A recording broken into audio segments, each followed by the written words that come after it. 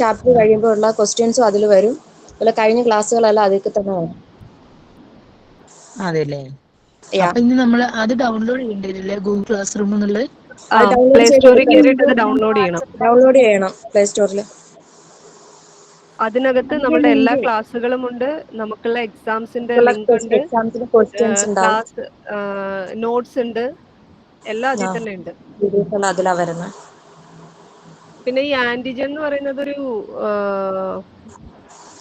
Antibody എന്ന് പറയുന്നത് ഒരു നമ്മുടെ ബോഡി വൈറ്റ് ബ്ലഡ് സെല്ലിൽ വരുന്ന ഒരു സാധനമാണ്. അത് ബോഡി ഇമ്മ്യൂൺ ചെയ്യാൻ വേണ്ടിയിട്ട് റെസ്പോൺസ് കിട്ടുന്ന ഒരു സാധനം എന്നാ പറയണത്. അതെ, ഇതില് good morning ma'am. Good morning ma'am. Good morning മാം.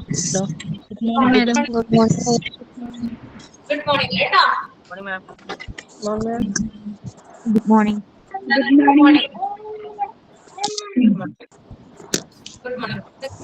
വന്നിട്ടില്ലല്ലേ? ആദ്യമായിട്ടാണോ കാണുന്നേ? അതെ. മിസ്സിന്റെ പേര്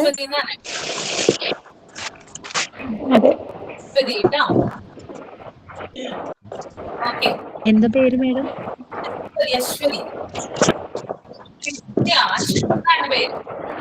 ബാക്കി എല്ലാവരും ഒന്ന് മ്യൂട്ട് ആക്കി വെച്ചാൽ പറയുന്നത് ക്ലിയർ ആവും. അശ്വതി.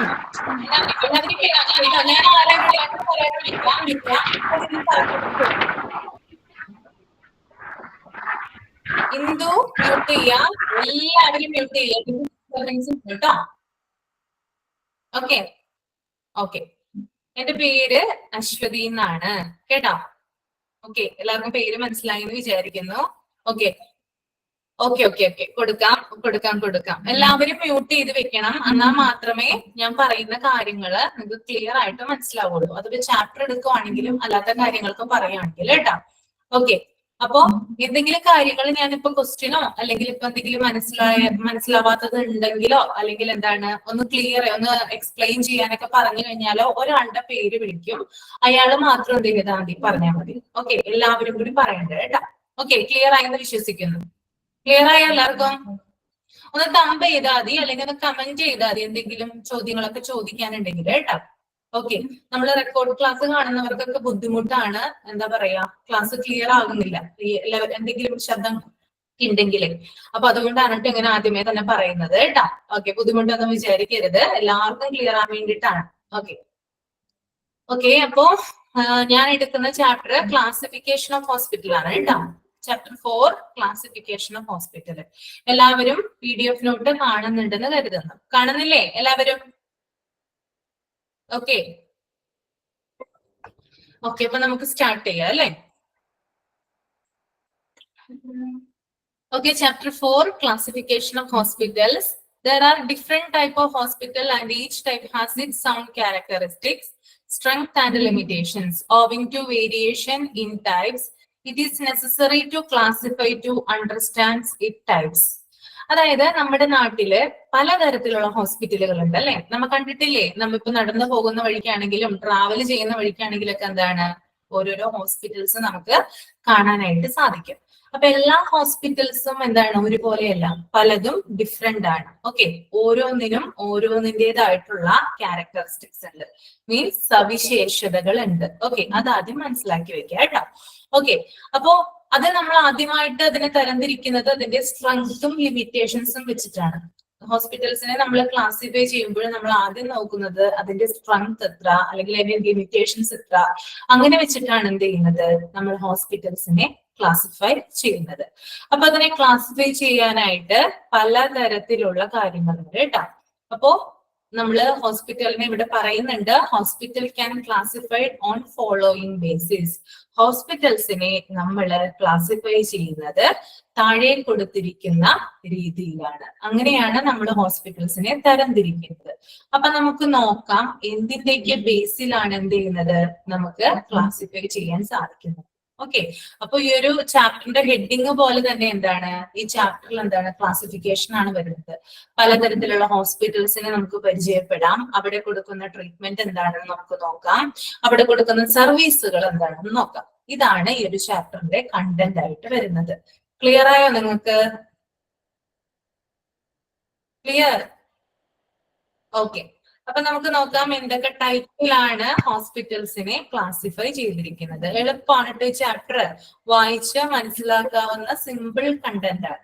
ഓക്കെ, അതൊന്ന് എക്സ്പ്ലെയിൻ ചെയ്ത് തരിക മാത്രമാണ് എന്റെ ഡ്യൂട്ടി. ഓക്കെ, അപ്പൊ നമുക്ക് നോക്കാം ആദ്യത്തെ ക്ലാസിഫിക്കേഷൻ എന്താണെന്ന് നോക്കാം. സൈസ് ആണ്. ഹോസ്പിറ്റൽസിനെ നമ്മൾ ആദ്യമായിട്ട് ക്ലാസിഫൈ ചെയ്യുന്നത് എന്തിന്റെ ബേസിലാണെന്ന് വെച്ചാല് അത് സൈസിന്റെ ബേസിലാണ്, മീൻസ് വലിപ്പം. ഓക്കെ, സൈസ് എന്ന് പറഞ്ഞാൽ എന്താണ്? വലിപ്പം. രണ്ടാമത്തത് level of care. Okay, level of care എന്ന് പറയുമ്പോൾ പരിചരണം. ഓക്കെ, ഏത് തരത്തിലുള്ള പരിചരണമാണ് അവിടെ കൊടുക്കുന്നതെന്ന് നമ്മൾ നോക്കണം. അതാണ് രണ്ടാമത്തത്. ഓക്കെ, പേഷ്യൻസിന് എത്രത്തോളം രീതിയിലാണ് അവിടെ കെയർ ചെയ്യുന്നത്, ഡോക്ടർ ആയാലും നഴ്സ് ആയാലും എത്രത്തോളം രീതിയിലാണ് അവിടെ കെയർ ചെയ്യുന്നത് നമുക്ക് നോക്കാം. ഓക്കെ, രണ്ടാമത്തത് അതാണ്. ഇനി മൂന്നാമത്തേത് ക്ലിനിക്കൽ സ്പെഷ്യാലിറ്റീസ്, അവിടെ കൊടുക്കുന്ന ഡിഫറെന്റ് ആയിട്ടുള്ള ട്രീറ്റ്മെന്റ്. ഓക്കെ, ഓരോ ഹോസ്പിറ്റലിലും ഓരോ തരത്തിലുള്ള ട്രീറ്റ്മെന്റ് ആണ് കൊടുക്കുന്നത്. അപ്പൊ അതിന്റെ അടിസ്ഥാനത്തിൽ എന്ത് ചെയ്യാം, നമുക്ക് ഹോസ്പിറ്റലിനെ തരംതിരിക്കാം. അതിനെ പറയുന്നതാണ് ക്ലിനിക്കൽ സ്പെഷ്യാലിറ്റീസ്. ഓക്കെ, ഇനി next one ownership. Okay, ownership എന്ന് പറഞ്ഞാൽ എല്ലാവർക്കും അറിയാം ഉടമസ്ഥാവകാശം. ചില ഹോസ്പിറ്റലിന്റെ ഓണേഴ്സ് എന്ന് പറയുന്നത് വ്യത്യസ്തരായിട്ടുള്ള ആളുകളായിരിക്കും. ഓക്കെ, നമുക്ക് താഴെ വരുന്നുണ്ട് കേട്ടോ, ഡീറ്റെയിൽ ആയിട്ട് നമുക്ക് പഠിക്കാം എന്താണ് ഓണർഷിപ്പ്. ഓക്കെ, അപ്പൊ ഓണർഷിപ്പ്, അതുകൂടാതെ അടുത്തത് system of medicine. System of medicine എന്ന് പറയുമ്പോൾ ഒരു ഹോസ്പിറ്റലിൽ കൊടുക്കുന്ന മെഡിസിൻ ഏത് തരമാണ് എന്നതിന്റെ അടിസ്ഥാനത്തിൽ എന്ത് ചെയ്യാം, നമുക്ക് ഹോസ്പിറ്റലിനെ തരംതിരിക്കാം. And last one is length of stay. Okay, length of stay എന്ന് പറഞ്ഞാൽ എന്താണ്, അതായത് ഒരു പേഷ്യന്റ് ഒരു ഹോസ്പിറ്റലിൽ താമസിക്കുന്ന പീരീഡ് അനുസരിച്ച് എന്ത് ചെയ്യാം, നമുക്ക് ഹോസ്പിറ്റലിനെ തരംതിരിക്കാം. ഓക്കെ, അപ്പോ ഇത്രയും കാര്യങ്ങൾ പറഞ്ഞു. ആദ്യത്തേത് സൈസ് ആണ്, രണ്ടാമത്തേത് ലെവൽ ഓഫ് കെയർ, മൂന്നാമത്തേത് ക്ലിനിക്കൽ സ്പെഷ്യാലിറ്റീസ്, നാലാമത്തേത് ownership, 5 system of medicine, 6 length of stay. Okay, ഇനി നമുക്ക് ആദ്യത്തെ ക്ലാസിഫിക്കേഷൻ ആയ സൈസിനെ ഒന്ന് എക്സ്പ്ലെയിൻ ചെയ്യാം. എന്താണ് ഇവിടെ സൈസ് എന്നതുകൊണ്ട് ഉദ്ദേശിക്കുന്നത്? ഹോസ്പിറ്റലിന്റെ സൈസ് എന്നാൽ എന്ത്? Okay, size of a hospital is generally measured by the number of inpatient beds it offers. On the basis of size, a hospital can be classified as small hospital, mid-sized hospital, or a large hospital. അപ്പോ നമുക്ക് ഈ size എന്ന് പറയുമ്പോൾ വലിപ്പം അല്ലെ, നമ്മൾ വലുത് ചെറുത് എന്നുള്ള രീതിയിലായിരിക്കും നമ്മൾ ചിലപ്പോൾ നോക്കി കാണുന്നത് അല്ലെ. പക്ഷെ അങ്ങനെയല്ല, ഹോസ്പിറ്റലിന്റെ ബേസിൽ നമ്മൾ ഹോസ്പിറ്റലിനെ സൈസ് അനുസരിച്ച് മെഷർ ചെയ്യുന്നത് അതിന്റെ വലിപ്പത്തിനനുസരിച്ചിട്ടല്ല കേട്ടോ. ഓക്കെ, നമ്മളിപ്പോ നടന്നു പോകുന്ന വഴിക്ക് ചിലപ്പോ വലിയ ഹോസ്പിറ്റലും കാണും, ചെറിയ ഹോസ്പിറ്റലും കാണും അല്ലെ. വലിയ ബിൽഡിങ്ങിനെ നമ്മൾ ചിലപ്പോ വലിയ ഹോസ്പിറ്റൽ എന്ന് വിളിക്കും, ചെറിയ ബിൽഡിങ്ങിനെ ചെറിയ ഹോസ്പിറ്റൽ എന്ന് വിളിക്കും. പക്ഷെ അങ്ങനെയല്ല എന്ത് ചെയ്യുന്നേ, ഹോസ്പിറ്റലിന്റെ സൈസ് നമ്മൾ മെഷർ ചെയ്യുന്നത്. ഇവിടെ വ്യക്തമായിട്ട് കൊടുത്തിട്ടുണ്ട്, അവിടെയുള്ള അതായത് ഒരു ഹോസ്പിറ്റലിലുള്ള ഇൻപേഷ്യന്റ് ബെഡ്സിന്റെ ബേസിലാണ് ഹോസ്പിറ്റലിനെ നമ്മൾ എന്ത് ചെയ്യുന്നത്, വലിയ ഹോസ്പിറ്റൽ എന്നും ചെറിയ ഹോസ്പിറ്റൽ എന്നും തരംതിരിക്കുന്നത്.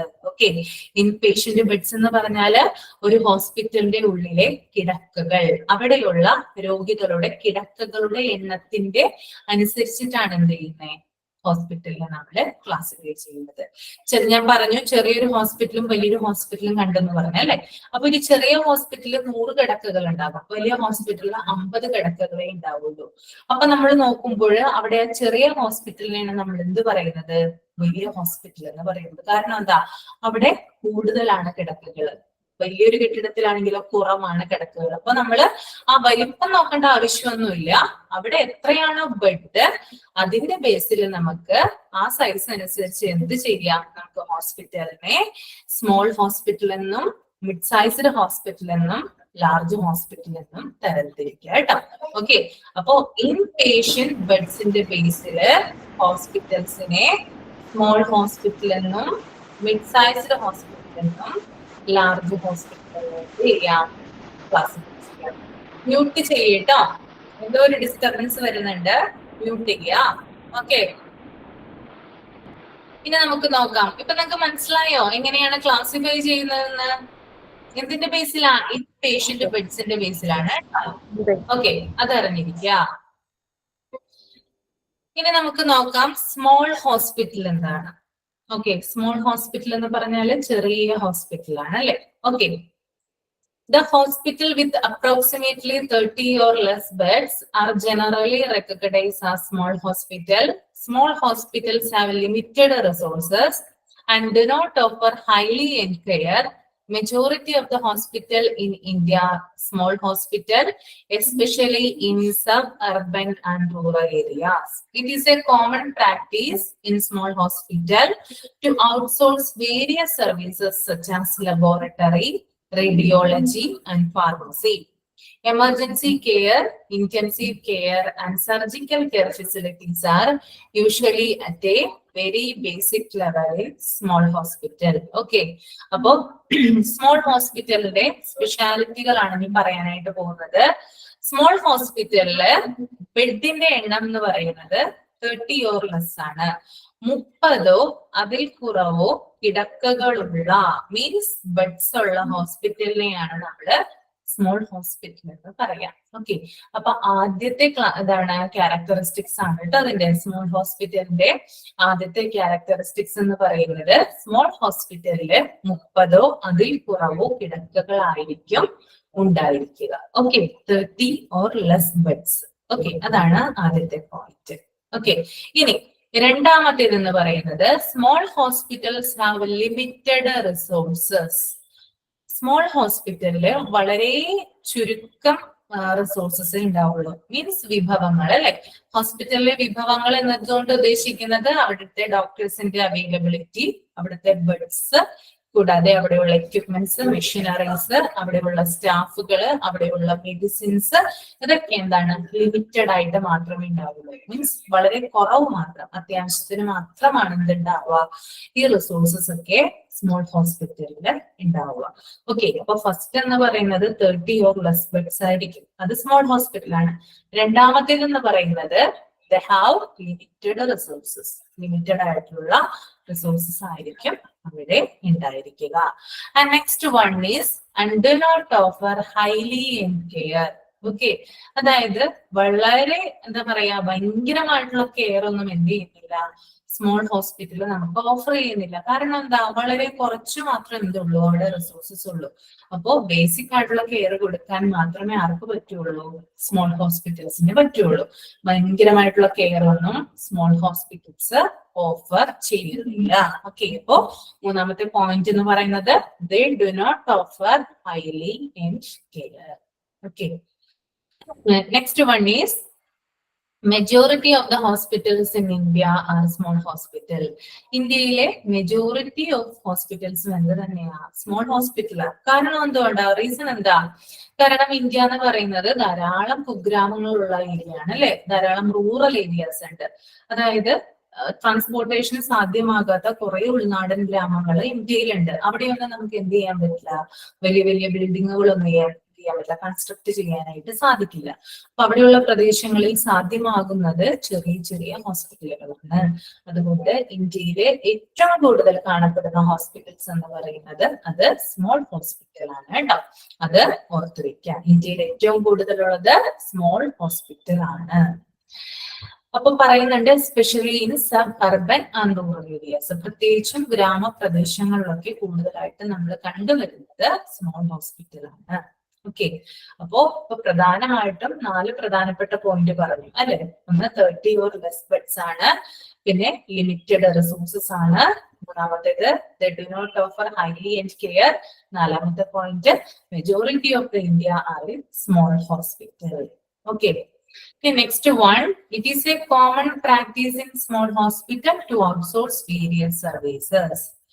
അതായത് ഇവിടെ പറയുന്നത് ലബോറട്ടറി സർവീസ് ആയിക്കോട്ടെ, അല്ലെങ്കിൽ റേഡിയോളജി ആയിക്കോട്ടെ, അല്ലെങ്കിൽ ഫാർമസി ആയിക്കോട്ടെ, ഈ സർവീസുകളൊക്കെ എന്താ ചെയ്യുന്നത്, ഇതൊക്കെ ഔട്ട്സോഴ്സ് ചെയ്യുക ചെയ്യുന്നത്.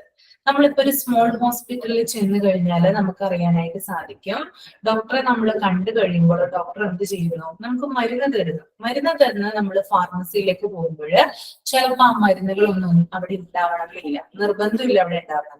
അപ്പൊ നമ്മൾ എന്ത് ചെയ്യുന്നു, പുറത്തേക്ക് പോകുന്നു. പുറത്ത് ചെന്നിട്ട് നമ്മളൊരു മെഡിക്കൽ സ്റ്റോറിൽ നിന്ന് എന്ത് ചെയ്യുന്നു, മരുന്ന് മേടിക്കുന്നു.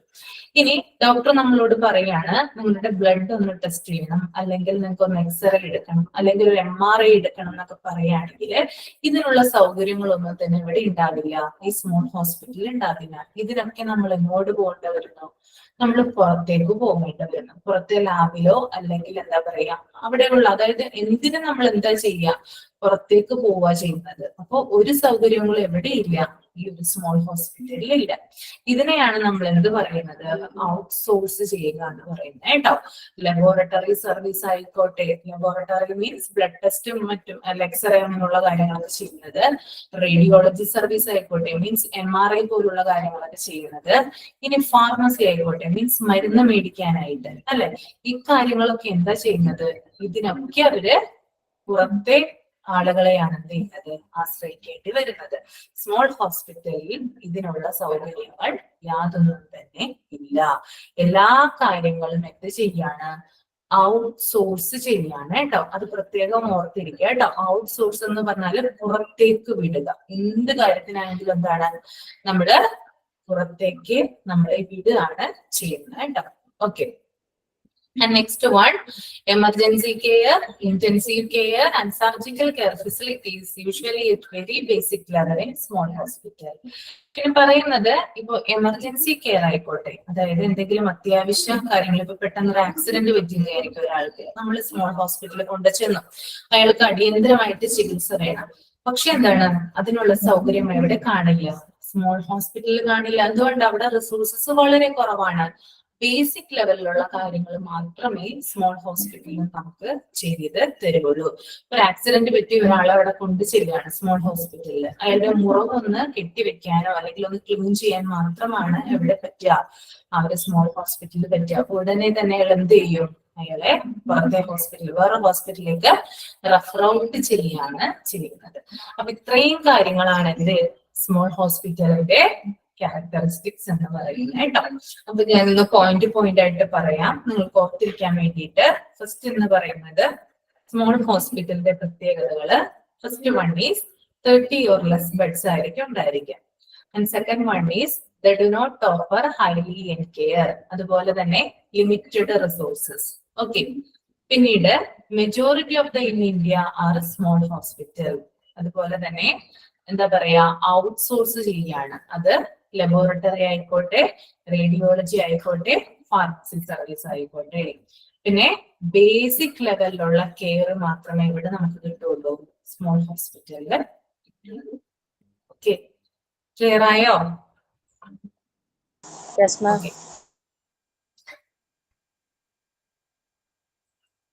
ഡൗട്ട് എന്തെങ്കിലും ഉണ്ടോ സ്മോൾ ഹോസ്പിറ്റലിനെ പറ്റിയില്ലല്ലോ? എന്തെങ്കിലും ഉണ്ടെങ്കിൽ നമുക്ക് ലാസ്റ്റ് ഒരു 10 മിനിറ്റ് കേട്ടോ, 10 മിനിറ്റ്സ് എന്തെങ്കിലും ഉണ്ടെങ്കിൽ ഡൗട്ട് നമുക്ക് ക്ലിയർ ചെയ്യാം. Okay.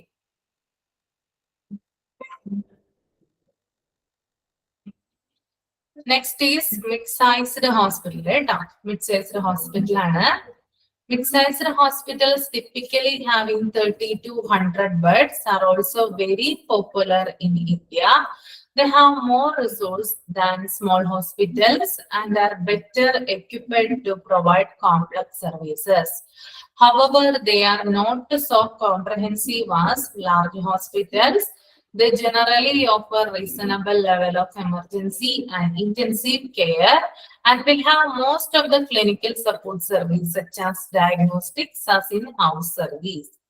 Non-clinical services such as food service, laundry, housekeeping, etc. are usually outsourced in mid-sized hospital. Okay. അപ്പൊ നമ്മൾക്ക് ഈ ഒരു സ്മോൾ ഹോസ്പിറ്റലിന്റെ പ്രത്യേകതകളല്ല കേട്ടോ എവിടെ വരുന്നേ, മിഡ്-സൈസ്ഡ് ഹോസ്പിറ്റലിൽ കാണാനായിട്ട് സാധിക്കും. ഓക്കെ. അപ്പൊ ഇവിടെ ആദ്യമേ തന്നെ പറയുന്നുണ്ട് ബെഡിന്റെ എണ്ണം എത്രയാണെന്ന് പറയുന്നുണ്ട്. Okay. Mid-sized hospitals typically having 30 to 100 beds. 30 തുടങ്ങി 100 കിടക്കകൾ വരെയാണ് അവിടെ നമുക്ക് കാണാനായിട്ട് സാധിക്കാം. മിഡ് സൈസ്ഡ് ഹോസ്പിറ്റലില് കാണാനായിട്ട് സാധിക്കുക. നേരത്തെ നമ്മൾ പറഞ്ഞു സ്മോൾ ഹോസ്പിറ്റൽ എന്ന് പറയുമ്പോൾ 30 or less ആണ്. ഓക്കെ, അപ്പോ മിഡ് സൈസ്ഡ് ഹോസ്പിറ്റലിലേക്ക് വന്നപ്പോ എത്രയായി? 30 to 100 ആയി. ഓക്കെ, 30 തുടങ്ങി 100 വരെയാണ് മിഡ് സൈസ്ഡ് ഹോസ്പിറ്റലിലെ കിടക്കകളുടെ എണ്ണം എന്ന് പറയുന്നത്. Okay, also very popular in India. എന്താ പ്രത്യേകത? അതായത് പോപ്പുലർ ആണ്, ഇന്ത്യയിൽ തന്നെ ഏറ്റവും പോപ്പുലർ ആയിട്ടുള്ള ഹോസ്പിറ്റലാണ് എന്ത്? Mid sized hospital. ഓക്കെ, നമ്മള് സ്മോൾ ഹോസ്പിറ്റലിന്റെ കേസ് പറഞ്ഞിട്ടുണ്ടായിരുന്നു. മെജോറിറ്റി എന്താണ്? സ്മോൾ ഹോസ്പിറ്റലാണ്. പക്ഷെ മിഡ് സൈസിലേക്ക് വരുമ്പോൾ എന്താവും? പോപ്പുലർ ആവും. ഓക്കെ, ഇന്ത്യയിൽ ഏറ്റവും കൂടുതൽ പോപ്പുലർ ആയിട്ടുള്ള, അതായത് ഫേമസ് ആയിട്ടുള്ള ഹോസ്പിറ്റൽ ഏതാണ്? അത് മിഡ് സൈസ്ഡ് ഹോസ്പിറ്റലാണ്. ഏറ്റവും കൂടുതൽ സാധാരണക്കാരൊക്കെ പോകുന്നത് എവിടേക്കാണ്? അത് മിഡ് സൈസ്ഡ് ഹോസ്പിറ്റലാണ്. അതുകൊണ്ട് തന്നെയാണ് അത് ഏറ്റവും പോപ്പുലർ ആയിട്ടുള്ളത്. ഓക്കെ, ഇനി ഇവിടെ പറയുന്നത് കൂടുതൽ റിസോഴ്സസ് ഉണ്ട്. എവിടത്തെക്കാളും? സ്മോൾ ഹോസ്പിറ്റലിനേക്കാളും കൂടുതൽ റിസോഴ്സസ് നമുക്ക് എവിടെ കാണാനായിട്ട് സാധിക്കും? മിഡ് സൈസ്ഡ് ഹോസ്പിറ്റലിൽ കാണാനായിട്ട് സാധിക്കും. ഓക്കെ, റിസോഴ്സസ് കൂടുതലാണ്. അത് റിസോഴ്സസ് എന്ന് പറയുമ്പോൾ ഡോക്ടർമാരുടെ എണ്ണം കൂടുതൽ ഉണ്ടാവാം. എന്തിനെ അപേക്ഷിച്ച്? സ്മോൾ ഹോസ്പിറ്റലിനെ അപേക്ഷിച്ച്. അതുപോലെ തന്നെ അവിടെയുള്ള എക്യുപ്മെന്റ്സും മെഷീനറീസ് ഒക്കെ കൂടുതൽ ഉണ്ടാവാം. മരുന്നുകൾ കൂടുതൽ ഉണ്ടാകാം. എന്തിനെ അപേക്ഷിച്ച്? സ്മോൾ ഹോസ്പിറ്റലിനെ അപേക്ഷിച്ച്. അപ്പൊ അതാണ് അവിടെ പറയുന്നത്. They have resources than small hospital. അവിടത്തെക്കാൾ എന്തുണ്ട്? കുറച്ചും കൂടി കൂടുതൽ സൗകര്യങ്ങൾ നമുക്ക് ഈ ഒരു മിഡ് സൈസ്ഡ് ഹോസ്പിറ്റലില് കാണാനായിട്ട് സാധിക്കും. ഓക്കെ, അതുപോലെ തന്നെ ഇവിടെ പ്രത്യേകം എടുത്തു പറയുന്നുണ്ട് എന്താണ്? എന്നാല് ലാർജ് ഹോസ്പിറ്റലിന്റെ അത്ര സൗകര്യങ്ങളൊന്നും ഇവിടെ കിട്ടില്ല നമുക്ക്. ഈ ഒരു മിഡ് സൈസ്ഡ് ഹോസ്പിറ്റൽ കിട്ടില്ല. സ്മോൾ ഹോസ്പിറ്റലിനേക്കാൾ കുറച്ചും കൂടി സൗകര്യങ്ങളുണ്ട്. എന്നാൽ ലാർജ് ഹോസ്പിറ്റലിന്റെ വലിയ ഹോസ്പിറ്റലിന്റെ അത്ര സൗകര്യങ്ങളൊന്നും നമുക്ക് മിഡ് സൈസ്ഡ് ഹോസ്പിറ്റലില് കാണാനായിട്ട് സാധിക്കില്ല. ഓക്കെ, അതുകൂടാതെ ഇവര് reasonable level of emergency and intensive care ആണ് നമുക്ക് പ്രൊവൈഡ് ചെയ്യുന്നത്. അതായത് നമുക്കിപ്പോ എന്തെങ്കിലും ഒരു ആക്സിഡന്റോ മറ്റോ കാര്യങ്ങളായിട്ടൊക്കെ നമ്മൾ ചെയ്യുന്നു വിചാരിക്കുക. നമുക്ക് അത്യാവശ്യത്തിനുള്ള ട്രീറ്റ്മെന്റ് എവിടെ നിന്ന് കിട്ടും? ഈ ഒരു മിഡ് സൈസ്ഡ് ഹോസ്പിറ്റലിൽ നിന്ന് കിട്ടും. ഓക്കെ, അതായത് അയാളുടെ പെട്ടെന്ന് തന്നെ എന്താണ് അയാൾക്ക് സംഭവിച്ചത് ആക്സിഡന്റിൽ നിന്ന് ചിലപ്പോൾ ഡയഗ്നോസ് ചെയ്യാനായിട്ട് സാധിച്ചെന്ന് വരും. ഇനി അയാൾക്ക് കൂടുതൽ ഫർദർ ട്രീറ്റ്മെന്റിന് വേണ്ടി അയാളെ റെഫർ ഔട്ട് ചെയ്യണോ, അല്ലെങ്കിൽ ഇവിടെ തന്നെ കിടത്തിയിട്ട് അയാളെ ട്രീറ്റ്മെന്റ് ചെയ്യണോ എന്നൊക്കെ എന്ത് ചെയ്യാൻ പറ്റും? തീരുമാനിക്കാനായിട്ട് ഈ മിഡ് സൈസ്ഡ് ഹോസ്പിറ്റലിലെ ഫെസിലിറ്റീസ് വെച്ച് നമുക്ക് സാധിക്കും. അപ്പൊ നമുക്കൊരു reasonable level of emergency and intensive care എവിടെ കിട്ടുന്നുണ്ട്? ഈ ഒരു മിഡ് സൈസ്ഡ് ഹോസ്പിറ്റൽ നമുക്ക് കിട്ടുന്നുണ്ട്. അതുകൂടാതെ ഇവിടെ പറയുന്നുണ്ട് രോഗനിർണയം, ഡയഗ്നോസ്റ്റിക്സ് അവിടെ തന്നെയാ ചെയ്യുന്നത്. In-house service. മറ്റേത് നമ്മൾ പറഞ്ഞു എന്താ? സ്മോൾ ഹോസ്പിറ്റൽ എന്താ പറഞ്ഞേ? ഔട്ട്സോഴ്സ് ചെയ്യുന്നത്. പക്ഷെ ഇവിടെ എന്താ ചെയ്യുന്നത്? In-house service. അതായത് ഡയഗ്നോസ്റ്റിക്കും മറ്റും കാര്യങ്ങൾ, അതായത് രോഗനിർണയം, എക്സ്റേ പോലുള്ള കാര്യങ്ങൾ ചെയ്യുന്നു, ബ്ലഡ് ടെസ്റ്റ് പോലുള്ള കാര്യങ്ങൾ ചെയ്യുന്നു, MRI പോലുള്ള കാര്യങ്ങളൊക്കെ അവിടെ ചെയ്യുന്നുണ്ട്.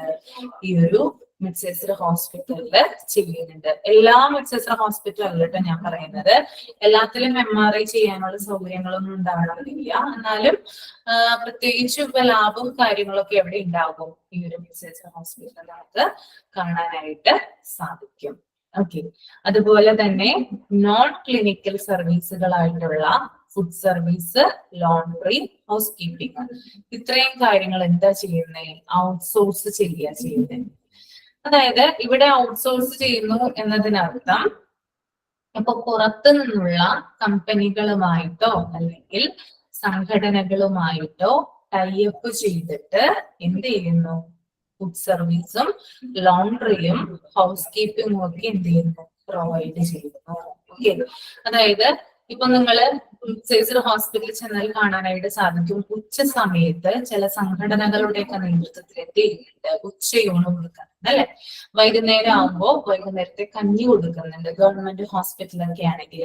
അപ്പോ ഇതൊക്കെ എന്താ പറയുന്നത്? ഒരു എക്സാമ്പിൾ ആയിട്ട് നിങ്ങൾക്ക് ഓർത്തിരിക്കാനായിട്ട് പറയുന്നത് ഇതെന്താ? അതായത് ആ ഹോസ്പിറ്റലിലും ആ ഹോസ്പിറ്റലും അതുപോലെ തന്നെ പുറത്തു നിന്നുള്ള ഒരു കമ്പനിയോ അല്ലെങ്കിൽ ഒരു സംഘടനയോ ചേർന്നിട്ട് അവരുമായിട്ട് ടൈപ്പ് ചെയ്തിട്ടാണ് ഇത് കൊടുക്കുന്നത്, ഈ ഫുഡ് ഇവിടെ പ്രൊവൈഡ് ചെയ്യുന്നത്.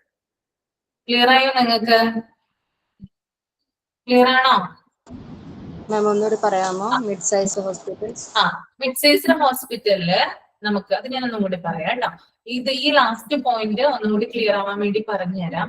ഔട്ട്സോഴ്സ് ചെയ്യുക എന്ന് പറഞ്ഞാൽ ഇവിടെ ഫുഡ് സർവീസ് ആയാലും, അതായത് ഭക്ഷണം എത്തിക്കുന്നത്, അതുപോലെ തന്നെ ലോണ്ടറി എന്ന് പറഞ്ഞാൽ അറിയാലോ നിങ്ങൾക്ക്, വസ്ത്രങ്ങളുടെ വാഷിങ്ങും കാര്യങ്ങളും ഒക്കെ, അതുപോലെ ഹൗസ് കീപ്പിംഗ് എന്ന് പറഞ്ഞാൽ ക്ലീനിങ്. ഇത് ഹോസ്പിറ്റലിന്റെ ഉള്ളിൽ അവിടുത്തെ സ്റ്റാഫുകൾ ചെയ്യണമെന്നില്ല. ഹോസ്പിറ്റലിന്റെ ആളുകൾ എന്ത് ചെയ്യും? പുറത്തുള്ള ആളുകളുമായിട്ട് ടൈപ്പ് ആയിട്ട്, മീൻസ് അവരുമായിട്ട് ചേർന്നിട്ട് എന്ത് ചെയ്യും? ഫുഡ് പ്രൊവൈഡ് ചെയ്യും, ലോണ്ടറിയുടെ സംവിധാനം ഒരുക്കും, അതുപോലെ ഹൗസ് കീപ്പിംഗും ചെയ്യിപ്പിക്കും അവരെ കൊണ്ട്. അപ്പോ ടൈപ്പ് ആയിട്ടാണ്, അതായത് പുറത്തു നിന്നുള്ള ആളുകളുമായിട്ട് ടൈപ്പ് ആയിട്ടാണ് ഇങ്ങനെയുള്ള സർവീസുകളും കാര്യങ്ങളൊക്കെ കൊടുക്കുന്നത്, ഈ ഒരു മിഡ്സൈസ് ഹോസ്പിറ്റലിൽ കൊടുക്കുന്നത്. അതിന് ഉദാഹരണമായിട്ടാണ് ഞാൻ പറഞ്ഞത് ഉച്ചയൂണ് കൊടുക്കുന്ന പദ്ധതി ഹോസ്പിറ്റലുകളിൽ, അതുപോലെ വൈകുന്നേരത്തുള്ള കഞ്ഞി കൊടുക്കുന്നതൊക്കെ എന്താണ് പുറത്തു നിന്നുള്ള ആളുകളുമായിട്ട് എന്താണ് ടൈപ്പ് ആയിട്ടാണ് അവർ ആ ഭക്ഷണം അവിടെ കൊണ്ടുവന്ന് കൊടുക്കുന്നത്. ഓക്കെ, ഇതിനെയാണ് എന്താ പറയുന്നത്? ഔട്ട്സോഴ്സ് ചെയ്യുക എന്ന് പറയുന്നത് ഇവിടെ കേട്ടോ. ഓക്കെ, പുറത്തു നിന്നുള്ള ആളുകളുടെ സഹായം നമുക്ക് ആവശ്യമായിട്ട് വരും. ഓക്കെ, അപ്പോ ഞാനൊന്ന് പോയിന്റ് ആയിട്ട് പറയാം. സ്മോൾ ഹോസ്പിറ്റലിൽ പറഞ്ഞ പോലെ 30 to 100 ബെഡ്സ് ആണ് അവിടെ ഉണ്ടാവുക, ഈ ഒരു മിഡ് സൈസ് ഹോസ്പിറ്റൽ ഉണ്ടാവുക. Very popular in India. Okay, രണ്ടാമത്തേതാണ് വെരി പോപ്പുലർ ഇൻ ഇന്ത്യ. അതുപോലെ തന്നെ ദേ ഹാവ് മോർ റിസോഴ്സസ്, കുറച്ചും കൂടി എന്താണ് കൂടുതലായിട്ട് റിസോഴ്സസ് കാണാനായിട്ട് സാധിക്കും. അതുപോലെ തന്നെ reasonable level of emergency and intensive care, കുറച്ചും കൂടി നല്ല രീതിയിലുള്ള എമർജൻസി ആൻഡ് ഇന്റൻസീവ് കെയർ കൊടുക്കുന്നതായിരിക്കും. പിന്നീട് നോൺ ക്ലിനിക്കൽ സർവീസ് ആയിട്ടുള്ള food service, laundry, house keeping ഒക്കെ എന്താണ് ഔട്ട്സോഴ്സ് ചെയ്യുന്നു. ഓക്കെ, പുറത്തുനിന്നുള്ള കമ്പനികളുമായിട്ട് ടൈപ്പ് ചെയ്തിട്ടാണ് ഇത് ഇവിടെ പ്രൊവൈഡ് ചെയ്യുന്നത്. ഓക്കെ, ക്ലിയർ ആയെന്ന് വിശ്വസിക്കുന്നു കേട്ടോ. ഓക്കെ, ഞാൻ പറയിപ്പിക്കാട്ടോ, ലാസ്റ്റ് ഒരു 10 to 15 മിനിറ്റ്സ് ഞാൻ നിങ്ങളെ കൊണ്ട് ഞാൻ ഓരോരുത്തരെ വിളിപ്പിച്ച് ഞാൻ പറയിക്കും, എന്നാലേ എനിക്കൊരു തൃപ്തി ഉണ്ടാവുള്ളൂ നിങ്ങൾക്ക് ഇത് എത്രത്തോളം മനസ്സിലായെന്നുള്ളത് കേട്ടോ. ഓക്കെ, ഇതിപ്പോ ക്ലിയർ അല്ലേ ഇവിടം വരെ? Okay,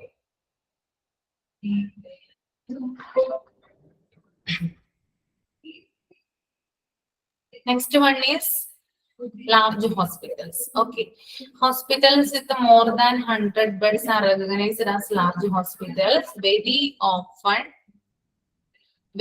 often these hospitals offer multiple specialty and super specialty services. Large hospitals have plentiful resources to handle large number of patients and complex health issues. They typically have a completely developed ICU, operation theatre complex, emergency care units, and all other clinical support units such as laboratory and radiology. അവിടെ 2 laboratory വന്നിട്ടുണ്ട് കേട്ടോ. അതിനകത്ത് ഒരു ലബോറട്ടറിയുടെ ആവശ്യമേ നമുക്കുള്ളൂ. Okay, ആ PDF പ്രിന്റഡിൽ വന്ന mistake ആണ് കേട്ടോ അത്.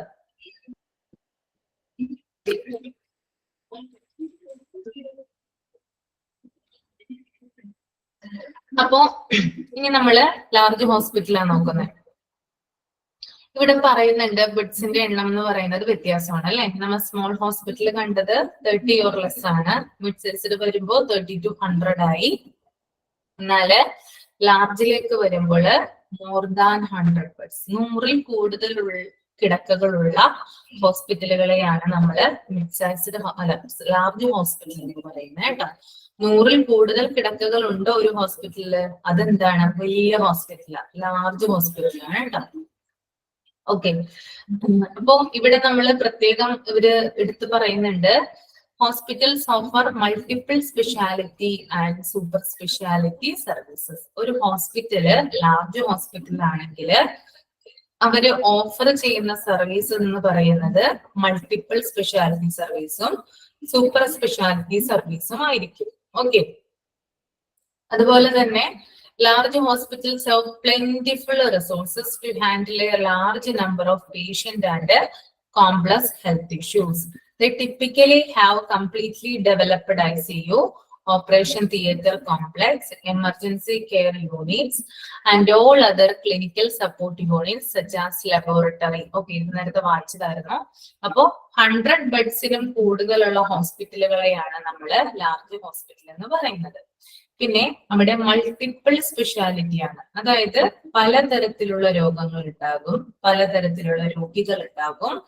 ഈ രോഗികളെയും രോഗങ്ങളെയൊക്കെ ട്രീറ്റ്മെന്റ് ചെയ്യാനായിട്ട് പലതരത്തിലുള്ള ഡോക്ടേഴ്സും പലതരത്തിലുള്ള ഡിപ്പാർട്ട്മെന്റും അവൈലബിൾ ആകുന്ന ഹോസ്പിറ്റലാണിത്. Multi speciality means multiple speciality hospital. നമ്മൾ കാണുന്ന വലിയ വലിയ മൾട്ടിപ്പിൾ അല്ലെങ്കിൽ മൾട്ടി സ്പെഷ്യാലിറ്റി ഹോസ്പിറ്റലുകളൊക്കെ ലാർജ് ഹോസ്പിറ്റലിന് എക്സാമ്പിൾ ആയിട്ട് വരുന്നതാണ്. അവിടെ എന്തുണ്ട്? പല പല ഡിപ്പാർട്ട്മെന്റ് ഉണ്ട്. ഓക്കെ, പല പല ഡിപ്പാർട്ട്മെന്റ് ഉണ്ട്. അതിന് എക്സ്പീരിയൻസ്ഡ് ആയിട്ടുള്ള ഡോക്ടേഴ്സ് ഉണ്ട്, പലതരം എക്യുപ്മെന്റ്സ് ഉണ്ട്. അങ്ങനെയുള്ള കാര്യങ്ങളൊക്കെ ഇവിടെ കാണാനായിട്ട് സാധിക്കും. നമുക്ക് മൾട്ടിപ്പിൾ സ്പെഷ്യാലിറ്റി ഹോസ്പിറ്റൽ കാണാനായിട്ട് സാധിക്കും. അതുകൂടാതെ സൂപ്പർ സ്പെഷ്യാലിറ്റി സർവീസുകളും അവിടെ അവൈലബിൾ ആണ്. ഓക്കെ, സൂപ്പർ സ്പെഷ്യാലിറ്റി ആണ്. അതായത് എന്താ പറയാ, ഭയങ്കരമായിട്ടുള്ള ഡെവലപ്മെന്റ് ആയിട്ടുള്ള, അതായത് ഡെവലപ്പ് ചെയ്തുകൊണ്ടിരിക്കുന്ന ഇപ്പൊ എക്യുപ്മെന്റ്സ് ആയിക്കോട്ടെ, വിദേശത്ത് നിന്നൊക്കെ ഇറക്കുമതി ചെയ്തിട്ടുള്ള എക്യുപ്മെന്റ്സും മറ്റും എന്താണ് ഇവിടെ യൂസ് ചെയ്യുന്നത് കാണാനായിട്ട് സാധിക്കും. അതുപോലെ തന്നെ ധാരാളം രോഗികൾ എന്ത് ചെയ്യുന്നു? കൈകാര്യം ചെയ്യുന്നു. പ്ലെന്റിഫുൾ ആണ്, റിസോഴ്സസ് പ്ലെന്റിഫുൾ ആണ്. കുറേ അധികം റിസോഴ്സസ് ഉണ്ട്, ധാരാളം. അതായത് ഡോക്ടർമാരുടെ എണ്ണം ആയിക്കോട്ടെ, സ്റ്റാഫുകളുടെ എണ്ണം ആയിക്കോട്ടെ, മിഷണറീസ് ആയിക്കോട്ടെ, എന്തുണ്ട് ധാരാളമായിട്ട് പ്ലെന്റിഫുൾ ആയിട്ട് നമുക്ക്, പ്ലെന്റിഫുൾ മീൻസ് ധാരാളം കേട്ടോ, കാണാനായിട്ട് സാധിക്കും. പിന്നെ അറ്റ് എ ടൈം, ഒരേ സമയത്ത് തന്നെ പലതരത്തിലുള്ള രോഗികളെ കൈകാര്യം ചെയ്യുന്നത് കാണാനായിട്ട് സാധിക്കും. ഓക്കെ, പലതരത്തിലുള്ള രോഗികളെ ഒരു സമയത്ത് തന്നെ കൈകാര്യം ചെയ്യുന്നത് കാണാനായിട്ട് സാധിക്കും. പിന്നെ ഡെവലപ്ഡ് ആയിട്ടുള്ള ICU ഉണ്ട് കേട്ടോ. They typically have completely developed ICU. Okay, developed ആയിട്ടുള്ള ICU നമുക്ക് കാണാനായിട്ട് സാധിക്കും. ഓക്കെ, അതുകൂടാതെ ഓപ്പറേഷൻ തിയേറ്റർ കോംപ്ലക്സ് ഉണ്ട്. അപ്പോ ഒരു തിയേറ്റർ മാത്രമല്ല ഉള്ളത്, ഒരു തിയേറ്ററിന് തന്നെ ആയിട്ട് എന്താണ് ഓപ്പറേഷൻ തിയേറ്റർ കോംപ്ലക്സ് തന്നെ ഉണ്ട് ഇവിടെ നമുക്ക് കാണാനായിട്ട് സാധിക്കും. അതുപോലെ തന്നെ എമർജൻസി കെയർ യൂണിറ്റ്സ് ഉണ്ടാകും. അതുപോലെ അതിനു വേണ്ടിയിട്ടുള്ള ക്ലിനിക്കൽ സപ്പോർട്ട് കൊടുക്കാനും പിന്നെ അതിനോടനുബന്ധിച്ച് ലബോറട്ടറി സർവീസും ഒക്കെ ഇവിടെ നമുക്ക് കാണാൻ സാധിക്കും. റേഡിയോളജി സർവീസും ഒക്കെ നമുക്ക് ഈ ഒരു ലാർജ് ഹോസ്പിറ്റലിൽ കാണാനായിട്ട് സാധിക്കും. അപ്പൊ ഇതിന്റെ പ്രത്യേകത എന്ന് പറഞ്ഞാല്, ഒന്നിനും നമുക്ക് എന്ത് ചെയ്യണ്ട, പുറത്തു പോകേണ്ട ആവശ്യമില്ല. എല്ലാ കാര്യങ്ങളും ഇവിടെ, എല്ലാ ഫെസിലിറ്റീസും എവിടെ അവൈലബിൾ ആണ്? ലാർജ് ഹോസ്പിറ്റലില് അവൈലബിൾ ആണ്. ഓക്കെ, ക്ലിയർ ആയിട്ട് വിശ്വസിക്കുന്നു കേട്ടോ. ഓക്കെ, ക്ലിയർ അല്ലേ? 3 തരം ഹോസ്പിറ്റൽസിനെ കുറിച്ചിട്ടാണ് നമ്മളിപ്പോ പറഞ്ഞത് കേട്ടോ. സ്മോള് പറഞ്ഞു, അതുപോലെ തന്നെ മിഡ് സൈസ്ഡ് പറഞ്ഞു, ലാർജ് പറഞ്ഞു. Okay,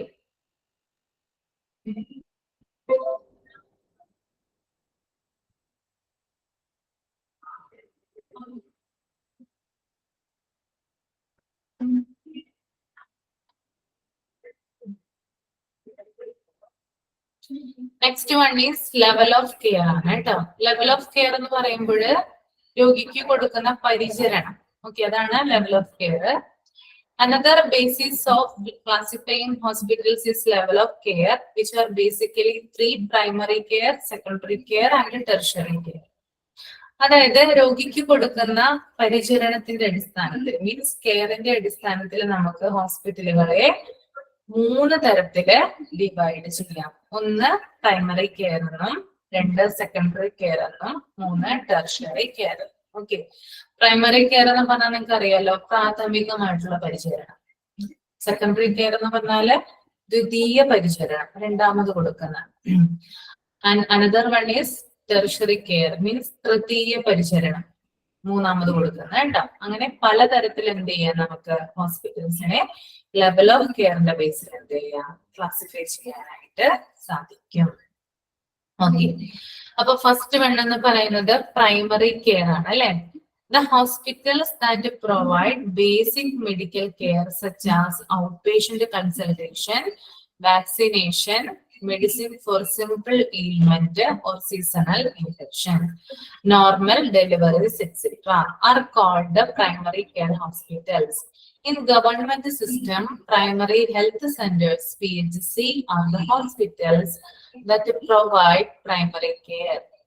Primary care hospitals are simple organization with the limited resources. അതായത് ഒരു ഹോസ്പിറ്റല് അവര് നമുക്ക് ബേസിക് ആയിട്ടുള്ള മെഡിക്കൽ കെയർ ആണ് തരുന്നത്. ബേസിക് മെഡിക്കൽ കെയർ ഇപ്പൊ ഇവിടെ അതിന് എക്സാമ്പിൾ ആയിട്ട് കൊടുത്തിട്ടുണ്ട്, കുറെ കാര്യങ്ങൾ കൊടുത്തിട്ടുണ്ട് എന്തൊക്കെയാണ് ബേസിക് മെഡിക്കൽ കെയറിൽ വരുന്നത്. ഒന്നെന്ന് പറയുന്നത് ഔട്ട് പേഷ്യന്റ് കൺസൾട്ടേഷൻ ആണ്. ഓക്കെ, ആരാണ് ഈ ഔട്ട് പേഷ്യന്റ്? ഔട്ട് പേഷ്യന്റ് എന്ന് പറയുന്നത് പുറത്ത് നിന്ന് വരുന്ന രോഗികളാണ്. ഓക്കെ, അവരെയാണ് എന്ത് പറയുന്നത്? ഔട്ട് പേഷ്യന്റ് എന്ന് പറയുന്നത്. ഇപ്പൊ എനിക്കൊരു പനി വന്നു എന്ന് വിചാരിക്കുക. ഞാൻ പനിയുമായിട്ട് എന്ത് ചെയ്യുന്നു? എന്റെ തൊട്ടടുത്തുള്ള ഒരു ഹോസ്പിറ്റലിൽ പോയി എനിക്ക് അവിടെ നിന്ന് എന്ത് ചെയ്യുന്നു? ഡോക്ടർ മരുന്ന് തന്ന് ഞാൻ തിരിച്ച് വീട്ടിലേക്ക് വരിക ചെയ്യുന്നു. അപ്പൊ എന്നെ എന്ത് വിളിക്കും? ഔട്ട് പേഷ്യന്റ് എന്നാണ് വിളിക്കുക. കാരണം എന്തെങ്കിലും ഒരു ആവശ്യത്തിന് ഒരു രോഗം വന്നാൽ നമ്മൾ എന്ത് ചെയ്യും? തൊട്ടടുത്തുള്ള ആശുപത്രിക്കല്ലേ പോവുക. അവിടെ നിന്ന് മരുന്ന് മേടിച്ചിട്ട് നമ്മൾ തിരിച്ച് നമ്മുടെ വീട്ടിലേക്ക് അല്ലേ പോകുന്നത്. അപ്പൊ ആരായി നമ്മള്? അപ്പൊ നമ്മള് ഔട്ട് പേഷ്യന്റ് ആയി. ഇനി നേരെ തിരിച്ച് ആരാണ് ഇൻ പേഷ്യന്റ് എന്ന് നോക്കാം. എന്റെ കേസിൽ തന്നെ എടുക്കുക.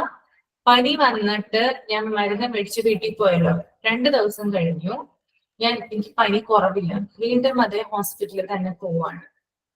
ഓക്കെ, അവിടെ ചെന്നിട്ട് ഡോക്ടറോട് പറയാണ് എന്റെ അസുഖം മാറുന്നില്ല, എന്തെങ്കിലും ഒന്ന് ചെയ്യണമെന്ന് പറയുമ്പോൾ ഡോക്ടർ പറയുന്നു അതായത് കൂടുതൽ ടെസ്റ്റുകളും കാര്യങ്ങളൊക്കെ ചെയ്യണം, പിന്നെ ആന്റിബയോട്ടിക്സ് സ്റ്റാർട്ട് ചെയ്യണം ഇഞ്ചക്ഷൻ ആയിട്ട്. ഇപ്പൊ എന്ത് ചെയ്യും? ഡോക്ടർ എന്നെ അവിടെ അഡ്മിറ്റ് ചെയ്യും അല്ലെ, അതായത് വീട്ടിലേക്ക് വിടില്ല, അഡ്മിറ്റ് ചെയ്യും. അപ്പൊ ഞാൻ ആരായി? ഞാൻ അവിടെ ഇൻ പേഷ്യന്റ് ആയി. ഓക്കെ, രണ്ടും തമ്മിൽ വ്യത്യാസം ഉണ്ട് കേട്ടോ. ഇൻ പേഷ്യന്റ് എന്ന് പറഞ്ഞാല് അവിടെ കിടക്കുന്ന രോഗികളാണ്. ഓക്കെ, ഔട്ട് പേഷ്യന്റ് എന്ന് പറഞ്ഞാല് പുറത്തു നിന്ന് ചികിത്സയ്ക്കായിട്ട് വന്നിട്ട് വീണ്ടും പുറത്തേക്ക് പോകുന്നു. ഇതാണ് ഔട്ട് പേഷ്യന്റ്. അപ്പൊ ഇൻ പേഷ്യന്റ് ആരാണെന്ന് അറിഞ്ഞിരിക്കണം, അതുകൂടാതെ ഔട്ട് പേഷ്യന്റ് ആരാണെന്ന് അറിഞ്ഞിരിക്കണം. ഇൻ പേഷ്യന്റ് എന്ന് പറയുന്നത് കിടക്കുന്ന രോഗികൾ. ഓക്കെ, ഔട്ട് പേഷ്യന്റ് എന്ന് പറയുന്നത് ആവശ്യത്തിന് വന്നിട്ട് തിരിച്ചു പോകുന്ന പേഷ്യൻസ്. ഓക്കെ, രണ്ടും തമ്മിലുള്ള വ്യത്യാസം മനസ്സിലായോ? മാഡം പ്രൈമറി കെയർ ഒന്നുകൂടി പറഞ്ഞുതരുമോ? നെറ്റ് സ്റ്റക്ക് ആയി പോയി. പ്രൈമറി കെയർ തുടങ്ങുന്നേ ഉള്ളൂ മോളെ. ഔട്ട് പേഷ്യന്റും ഇൻ പേഷ്യന്റും ആണ് ഇപ്പൊ പറയുന്നത് കേട്ടാ. ഓക്കെ, ബാക്കിയുള്ളവർക്ക് ക്ലിയർ ആയില്ലേ? ഇൻ പേഷ്യന്റ് എന്താണ്, ഔട്ട് പേഷ്യന്റ് എന്താണെന്ന്? ഓക്കെ, അപ്പോ ഇതാണ് രണ്ടും തമ്മിലുള്ള വ്യത്യാസം. ഓക്കെ, അപ്പോ ഔട്ട് പേഷ്യന്റ് കൺസൾട്ടേഷൻ നൽകുന്നു, അതായത് ഈ പുറത്തുനിന്ന് വരുന്ന രോഗികൾ എന്ത് ചെയ്യുന്നുണ്ട്? ചികിത്സിക്കുന്നുണ്ട്. അതാണ് എന്ത്? Out patient consultation. അവിടെ അതായത് പുറത്തു നിന്നുള്ള രോഗികൾ, ഇപ്പൊ ഞാൻ ഉദാഹരണം പറഞ്ഞില്ലേ, അപ്പൊ അങ്ങനെ ധാരാളം രോഗികൾ എന്ത് ചെയ്യുന്നുണ്ട്? വന്നിട്ട് ചികിത്സ തേടി തിരിച്ചു പോകുന്നുണ്ട്. ഇതിനെയാണ് എന്ത് പറയുന്നത്? ഔട്ട് പേഷ്യന്റ് കൺസൾട്ടേഷൻ എന്ന് പറയുന്നത്. രണ്ടാമത് വാക്സിനേഷൻ. ഇപ്പോ ഗർഭിണികൾക്കുള്ള കുത്തിവെപ്പുകൾ കൊടുക്കുന്നു, കുഞ്ഞുങ്ങൾക്കുള്ള കുത്തിവെപ്പുകളൊക്കെ കൊടുക്കുന്നുണ്ട്. അതുപോലെ തന്നെ ഇപ്പോ എന്താ പറയാ, എന്തെങ്കിലും ഇപ്പോ പട്ടി കടിച്ചതോ അല്ലെങ്കിൽ പൂച്ച കടിച്ചതോ ആയിട്ടുള്ള എന്തെങ്കിലും കാര്യങ്ങളൊക്കെ വന്നു കഴിഞ്ഞാൽ അതിനുള്ള ഇഞ്ചക്ഷനും കാര്യങ്ങളൊക്കെ എന്ത് ചെയ്യുന്നുണ്ട്? കൊടുക്കുന്നുണ്ട്. അപ്പൊ വാക്സിനേഷൻ എന്ത് ചെയ്യുന്നുണ്ട്? പ്രൊവൈഡ് ചെയ്യുന്നുണ്ട്. അതാണ് രണ്ടാമത്തേത്. ഇനി മെഡിസിൻ ഫോർ സിമ്പിൾ എയിൽമെന്റ്, അതായത് സിമ്പിൾ ആയിട്ടുള്ള രോഗത്തിന്, മാരകമല്ലാത്ത ചെറിയ പനിയോ അല്ലെങ്കിൽ ചുമയോ ജലദോഷമോ അങ്ങനെയുള്ള രോഗങ്ങൾക്ക് എന്ത് ചെയ്യുന്നുണ്ട്? മരുന്നുകൾ പ്രൊവൈഡ് ചെയ്യുന്നുണ്ട് അവിടെ പ്രൈമറി കെയർ ഹോസ്പിറ്റൽസിൽ. ഓക്കെ, അപ്പോ മരുന്നുകൾ പ്രൊവൈഡ് ചെയ്യുന്നു. പിന്നെ എന്താണ്? Seasonal infection. ഇപ്പോ മഴക്കാലത്തൊക്കെ ധാരാളം പനി വരാം അല്ലെ, മഴക്കാലത്തൊക്കെ എന്ന് പറയുന്നത് ധാരാളം പനികളുള്ള കാലമല്ലേ. അപ്പൊ നമുക്ക് ഓരോ സീസൺ അനുസരിച്ച് എന്ത് ചെയ്യാം? നമുക്ക് രോഗങ്ങൾ വരാം. ഇപ്പൊ ചൂട് കൂടുതലാകുമ്പോൾ ദേഹത്തൊക്കെ എന്ത് ചെയ്യും? ചൂട് കുരു പൊന്തൂലേ. അപ്പൊ അതൊക്കെ ഒരു സീസൺ. അതുപോലെ തന്നെ സൂര്യാഘാതം കേൾക്കുന്നത്, അതൊക്കെ എന്താണ്? സീസൺ അനുസരിച്ച് വരുന്ന രോഗങ്ങളാണ്. അപ്പൊ അതിനുള്ള ട്രീറ്റ്മെന്റും കാര്യങ്ങളും ഇവിടെ കൊടുക്കുന്നുണ്ട്, ഈ ഒരു പ്രൈമറി കെയർ ഹോസ്പിറ്റൽസിൽ കൊടുക്കുന്നുണ്ട്. അതുകൂടാതെ നോർമൽ ഡെലിവറീസ് അറ്റൻഡ് ചെയ്യുന്നുണ്ട്, സുഖപ്രസവങ്ങൾ. ഓക്കെ, സിസേറിയൻ ഇവിടെ വരുന്നില്ല കേട്ടോ. സുഖപ്രസവങ്ങൾ മാത്രമേ ഇവിടെ അറ്റൻഡ് ചെയ്യുന്നുള്ളൂ. അപ്പൊ ഇങ്ങനെയുള്ള ഇത്രയും കാര്യങ്ങൾ കൊടുക്കുന്ന ആദ്യത്തേത് outpatient consultation. Second, vaccination. Third, medicine for simple ailment or seasonal infection. Fifth one is normal deliveries. ഇത്രയും കാര്യങ്ങൾ പ്രൊവൈഡ് ചെയ്യുന്ന ഹോസ്പിറ്റലുകളെയാണ് നമ്മൾ എന്ത് വിളിക്കുന്നത്? പ്രൈമറി കെയർ ഹോസ്പിറ്റൽസ് എന്ന് വിളിക്കുന്നത്. അപ്പൊ പ്രൈമറി കെയർ ഹോസ്പിറ്റൽസിന്റെ ക്യാരക്ടറിസ്റ്റിക്സ് ആണ് ഇത്രയും പോയിന്റ് ആയിട്ട് ഞാൻ പറഞ്ഞത് കേട്ടോ. First one is outpatient consultation, second is vaccination, third is medicine four simple ailment and seasonal infection, and last one is normal delivery. Okay. ഇനി നമ്മള് ഗവൺമെന്റ് സിസ്റ്റത്തിൽ നിന്ന്, അതായത് ഗവൺമെന്റിന്റേതായിട്ടുള്ള ഒരു ഇതിൽ നിന്ന് നോക്കിക്കാണുവാണെങ്കിൽ പ്രൈമറി ഹെൽത്ത് സെന്റേഴ്സ് PHC ആണ് ഇന്ന് പ്രൈമറി ഹെൽത്ത് അല്ലെങ്കിൽ പ്രൈമറി കെയർ തരുന്ന ഹോസ്പിറ്റൽ എന്ന് പറയുന്നത്. ഓക്കെ, നിങ്ങൾക്കൊരു health care system in India എന്ന് പറയുന്ന മൂന്നാമത്തെ ഒരു ചാപ്റ്റർ ഉണ്ട്. അതിനകത്ത് നിങ്ങൾ PHC കൂടുതൽ ഡീറ്റെയിൽ ആയിട്ട് പഠിക്കും. ഓക്കെ, അതായത് പ്രൈമറി ഹെൽത്ത് സെന്റർ നമ്മുടെ തൊട്ടടുത്തുള്ള പ്രാഥമിക ആരോഗ്യ കേന്ദ്രത്തെയാണ് നമ്മൾ PHC എന്ന് വിളിക്കുന്നത്.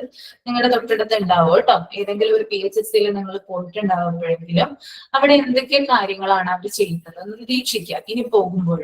അപ്പൊ അങ്ങനെയുള്ള ഇപ്പൊ അവരെന്താണ് വാക്സിനേഷൻ കൊടുക്കുന്നുണ്ടാവാം, നോർമൽ ഡെലിവറീസ് അറ്റൻഡ് ചെയ്യുന്നുണ്ടാവാം, പിന്നെ പുറത്തു നിന്നുള്ള രോഗികളെ നോക്കുന്നുണ്ടാവാം, ചെറിയ ചെറിയ രോഗങ്ങൾക്ക് ട്രീറ്റ്മെന്റ് കൊടുക്കുന്നുണ്ടാവാം.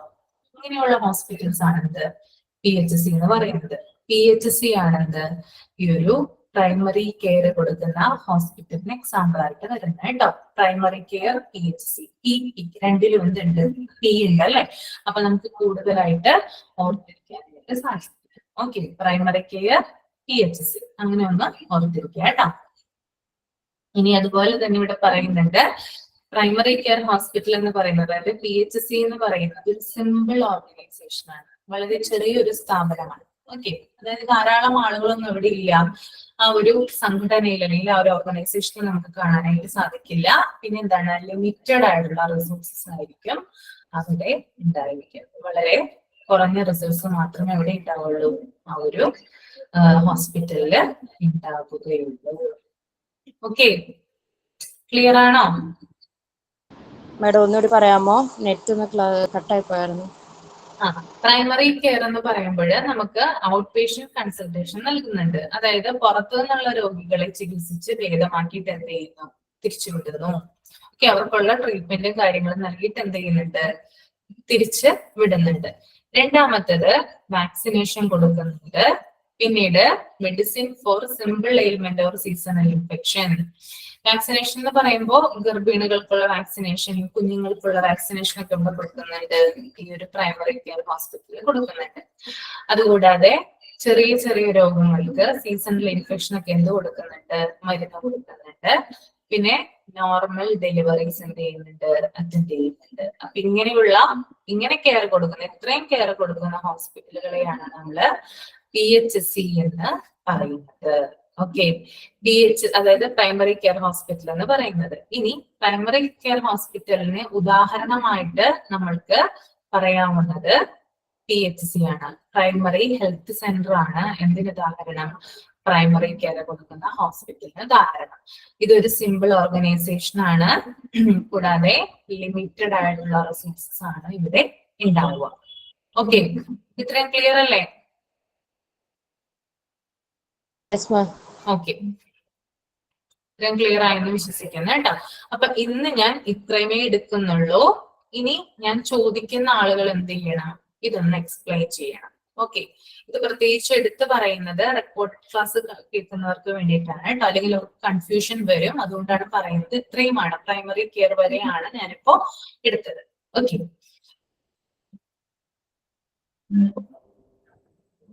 ഒരു 2 മിനിറ്റ് ഒന്ന് ഇതൊന്ന് വായിച്ചു നോക്കാം കേട്ടോ. 2-3 മിനിറ്റ് എടുത്ത് ജസ്റ്റ് ഒന്ന് വായിച്ചു നോക്കാം. ഒരു 5 മിനിറ്റ് എടുത്തോളൂ. എന്തെങ്കിലും കാര്യം ക്ലിയർ ആവാത്തതുണ്ടെങ്കിൽ ഒന്ന് ചോദിക്കാം. പറഞ്ഞിപ്പോ വരാം, 10 മിനിറ്റ്. എന്താ കേട്ടില്ല കേട്ടോ. ഡൗട്ടും കാര്യങ്ങളും ഉണ്ടെങ്കിൽ ചോദിച്ചോളൂ കേട്ടോ. എന്തെങ്കിലും കാര്യത്തിന് 5 മിനിറ്റ് തരാം. ജസ്റ്റ് ഒന്ന് വായിച്ചു നോക്കുക പ്രൈമറി കെയർ വരെ. ഡൗട്ട് ഉണ്ടെങ്കിൽ എന്തെങ്കിലും ഒരു ടേമോ എന്തെങ്കിലും ഒരു കാര്യം ക്ലാരിഫൈ ചെയ്യാനുണ്ടെങ്കിൽ പറഞ്ഞുതരാം.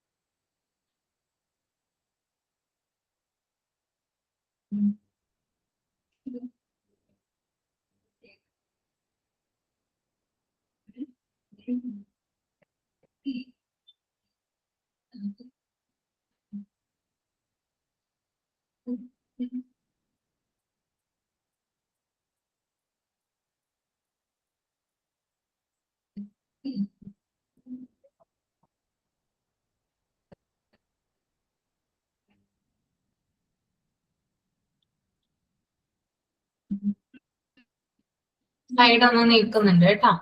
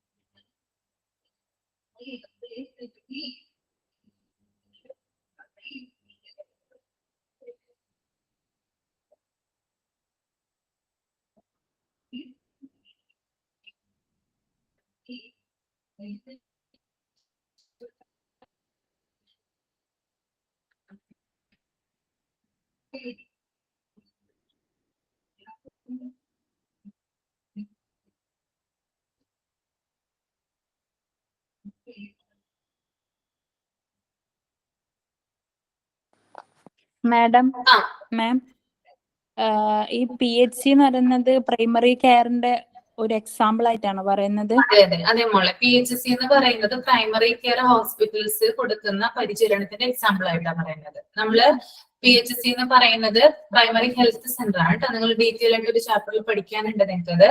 കുറച്ചും കൂടി, അതായത് ഭയങ്കരമായിട്ടുള്ള ഡീറ്റെയിൽ അല്ല, ബേസിക് ആയിട്ടുള്ള കാര്യങ്ങള്. അപ്പോ പ്രൈമറി ഹെൽത്ത് സെന്റർ, അതായത് നിങ്ങളുടെ തൊട്ടടുത്തുള്ള പ്രാഥമിക ആരോഗ്യ കേന്ദ്രമാണിത് ഈ ഒരു പ്രൈമറി കെയർ കൊടുക്കുന്ന ഹോസ്പിറ്റലിനെ എക്സാമ്പിൾ ആയിട്ട് വരുന്നത്. ക്ലിയർ ആയോ? Okay okay.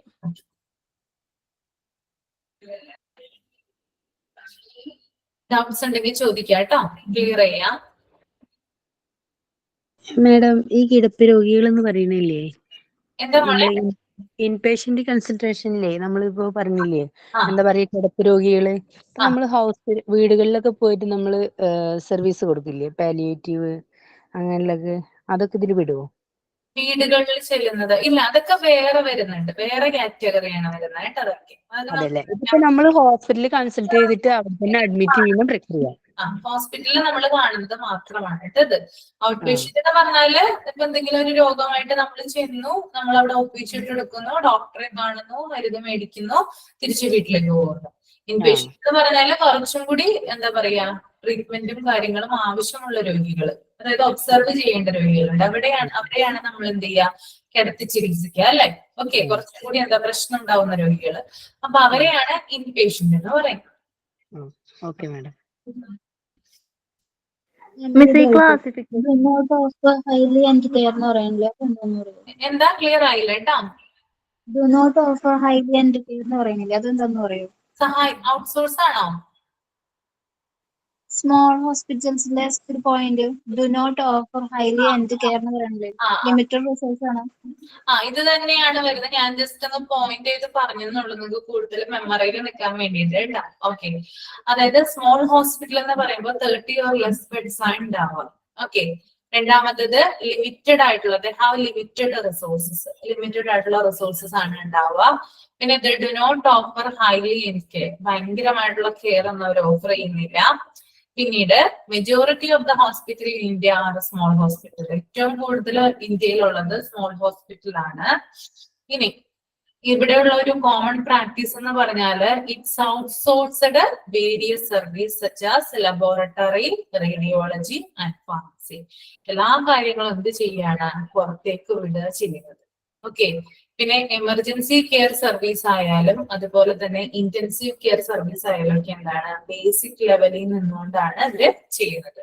തീരെ അടിസ്ഥാനപരമായിട്ടുള്ള കാര്യങ്ങൾ മാത്രമേ എന്ത് ചെയ്യുന്നുള്ളൂ, ഈ ഒരു സ്മോൾ ഹോസ്പിറ്റലിൽ കാണാനായിട്ട് സാധിക്കുള്ളൂ. ഭയങ്കരമായിട്ടുള്ള ഇപ്പൊ ഒരാള് എന്താ പറയാ, ഭയങ്കര സീരിയസ് ആയിട്ട് ഒരാളെ കൊണ്ടുവരികയാണ് ചെയ്യുന്നത്. ഇപ്പൊ ഫോർ എക്സാമ്പിൾ ഇപ്പൊ ഒരാൾ ബോധം കെട്ട് വീണു, ഓക്കെ, അയാൾ പരസ്പര വിരുദ്ധമായിട്ടാണ് സംസാരിക്കുന്നത്. അപ്പൊ അയാൾക്ക് ഒബ്വിയസ്ലി എന്തായിരിക്കും, അയാൾക്ക് സ്ട്രോക്കിന്റെ ലക്ഷണങ്ങളാണ് ഉണ്ടാവുക. ഓക്കെ, അപ്പൊ അങ്ങനെ ഒരു പേഷ്യന്റിനെ അവിടെ കൊണ്ടുവന്നു കഴിഞ്ഞാല് അവിടെ ചികിത്സിക്കാനായിട്ട് പറ്റില്ല. കാരണം എന്താ, അവിടെ നമ്മൾ ആദ്യമേ പറയുന്നുണ്ട്, അവിടെ ലിമിറ്റഡ് ആയിട്ടുള്ള റിസോഴ്സസ് ആണ് ഉള്ളത് അല്ലെ. പിന്നെ ഭയങ്കരമായിട്ടുള്ള കെയർ ഒന്നും അവർ ഓഫർ ചെയ്യുന്നില്ല.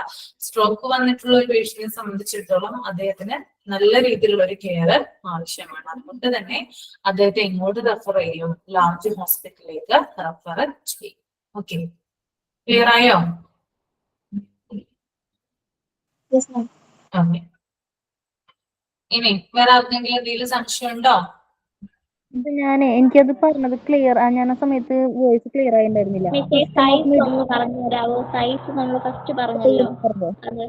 സൈസ് ഓഫ് എ ഹോസ്പിറ്റൽ എന്ന് പറഞ്ഞാല് നമ്മളിപ്പോ ഒരു ഹോസ്പിറ്റലിൽ ചെല്ലുമ്പോൾ അവിടെ എത്ര ബെഡ്സ് ഉണ്ട്, എത്ര കിടക്കകളുണ്ട്, ആ കിടക്കകളുടെ എണ്ണം നോക്കിയിട്ടാണ് ഹോസ്പിറ്റലിന്റെ സൈസ് നമ്മൾ നിർണ്ണയിക്കുന്നത്. അതേ ഇവിടെ പറയുന്നുള്ളൂ കേട്ടോ. ഓക്കെ, നമ്മള് ഒരു വലിയ കെട്ടിടം, ഒരു ഹോസ്പിറ്റൽ എന്ന് പറയുമ്പോൾ, ഒരു വലിയ ഹോസ്പിറ്റൽ എന്ന് പറയുമ്പോൾ അത് വലിയ കെട്ടിടം എന്നത് കൊണ്ട് അവിടെ അർത്ഥമില്ല, യാതൊരു മീനിങ്ങും ഇല്ല. മറിച്ച് അവിടെ ബെഡ് എത്ര എണ്ണം ഉണ്ട് അതാണ് നമ്മൾ നോക്കുന്നത്. ബെഡിന്റെ എണ്ണം എത്രയാണോ എന്നനുസരിച്ചിട്ടാണ് നമ്മൾ ഹോസ്പിറ്റലുകളെ സ്മോൾ ഹോസ്പിറ്റൽ എന്നും മിഡ് സൈസ്ഡ് ഹോസ്പിറ്റൽ എന്നും ലാർജ് ഹോസ്പിറ്റൽ എന്നും തരംതിരിക്കുന്നത്. ബെഡിന്റെ എണ്ണം കുറവാണെങ്കിൽ അതെന്താ, അത് സ്മോൾ ഹോസ്പിറ്റലാണ്. ബെഡിന്റെ എണ്ണം കൂടുതലാണെങ്കിൽ അത് ലാർജ് ഹോസ്പിറ്റലാണ്. ഇനി എന്താ പറയാ, അതായത് ഒരു മീഡിയം ആണ്, കുറച്ച് അത്യാവശ്യത്തിന് ബെഡ് ഉണ്ടെങ്കിൽ അതൊരു മിഡ് സൈസ്ഡ് ഹോസ്പിറ്റലാണ്. ഓക്കെ, സിസ്റ്റം ഓഫ് ബെഡ്സ് പറയാം കേട്ടോ, നെക്സ്റ്റ് ക്ലാസ്സിൽ ഡീറ്റെയിൽ ആയിട്ട് പറഞ്ഞുതരാം. ഓക്കെ, നമ്മൾ എത്തിയിട്ടില്ലല്ലോ. എന്താ, നമ്മുടെ പ്രൈവറ്റ് ഹോസ്പിറ്റലിൽ മാത്രം അങ്ങനെയാണ് ഉദ്ദേശിക്കുന്നത്? സ്മാൾ ഹോസ്പിറ്റൽ എന്ന് പറയുമ്പോൾ നമ്മുടെ പ്രൈവറ്റ് ഹോസ്പിറ്റലിൽ മാത്രമേ അതിൽ വരുള്ളൂ?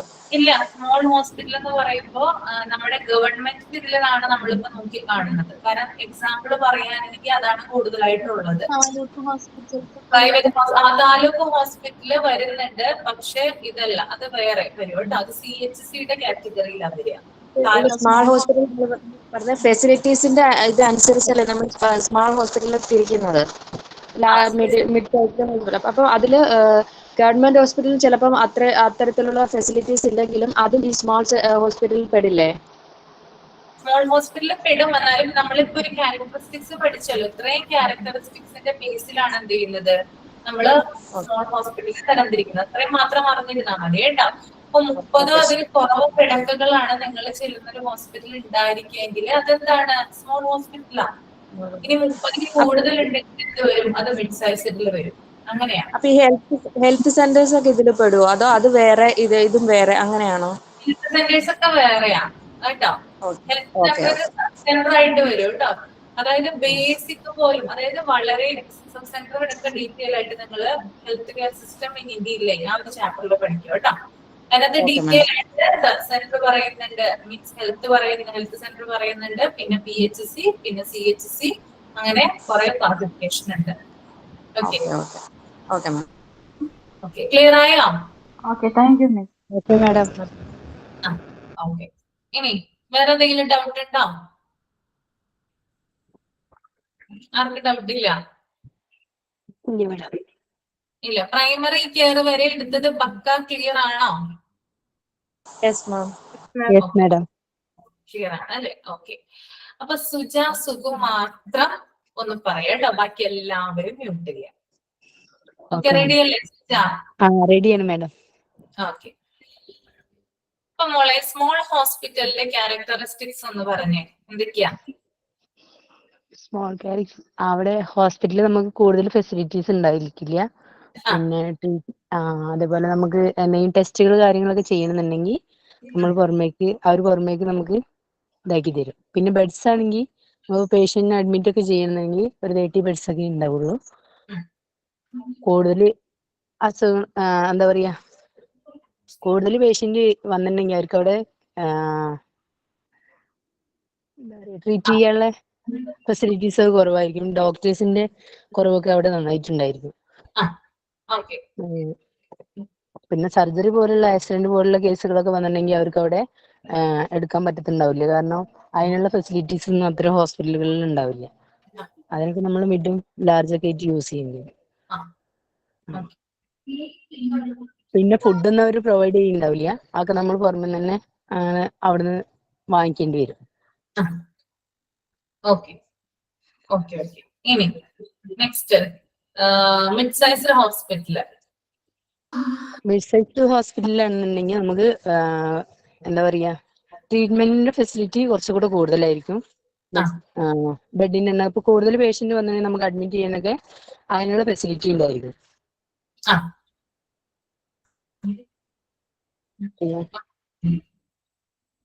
ഇപ്പൊ ചെറിയ ആക്സിഡന്റ് പോലുള്ള അങ്ങനെയുള്ള കേസുകളൊക്കെ വന്നിട്ടുണ്ടെങ്കിൽ അവര് അവിടെ കേസ് നമ്മൾ ഒബ്സർവ് ചെയ്യാനും കാര്യങ്ങൾക്കൊക്കെ അതിനുള്ള ഫെസിലിറ്റി ഉണ്ടാവും.